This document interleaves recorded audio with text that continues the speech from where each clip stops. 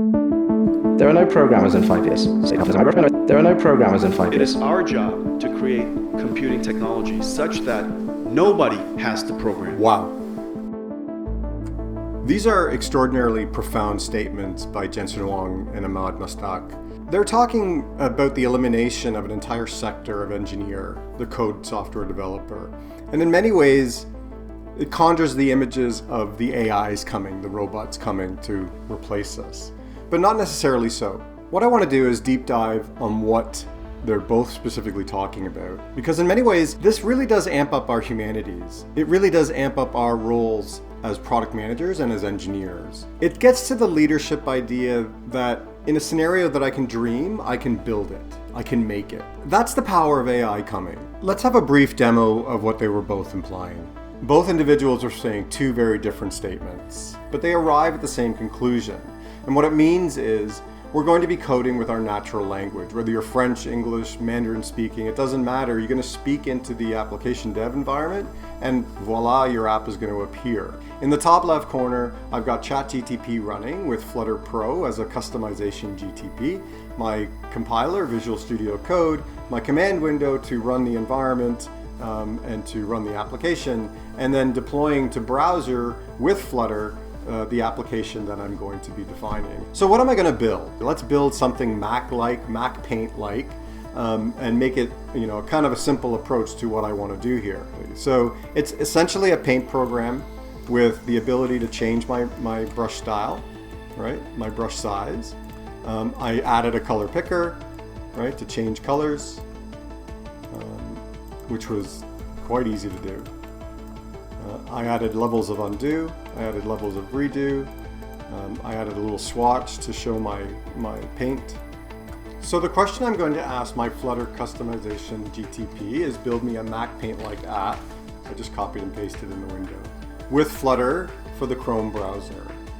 And this is neat stuff because what it ends up doing is writing me some verbose, setting up the environment, creating a new Flutter project. I've done all that. So there's no need for me to do it again. I'm simply going to be grabbing what ends up it doing is copying my code, and then I'm going to drop it into my application dev window. Copy paste, and we'll Flutter run. And okay, so I've got my app running, Flutter Mac Paint, it called it a name, and I have a brush. Right, so that's a prime example of it not, I didn't give it anything other than a simple parameter, and that's what they're talking about. Natural language creating our application. So the question is, can you add a slider in Flutter to change the brush size? And bingo, I've got my original brush size and the new brush size. Now it's not, I didn't incorporate any undo states, so it's persisting the line, my draw point. Anything that I did was just adding natural language to add a feature. So add an undo, add a redo, add a color picker, add a brush size. There is no end to what I can ask the GTP to build me. Right? So I just made some adjustments to allow me to do an undo state, to change my brush size. And I changed my brush size to 200 points as a max. I think it's fascinating stuff, and I think what these two people are intimating is we should be embracing AIs moving forward because it just enriches our capacity to solve problems. It's not going to eliminate us in terms of what our creativity, our capacity for creativities are.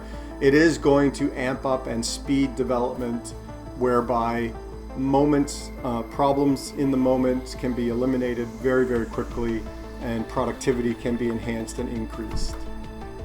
So thanks for your time. I hope you were able to understand with this little explanation of what Jensen and Ahmad were talking about.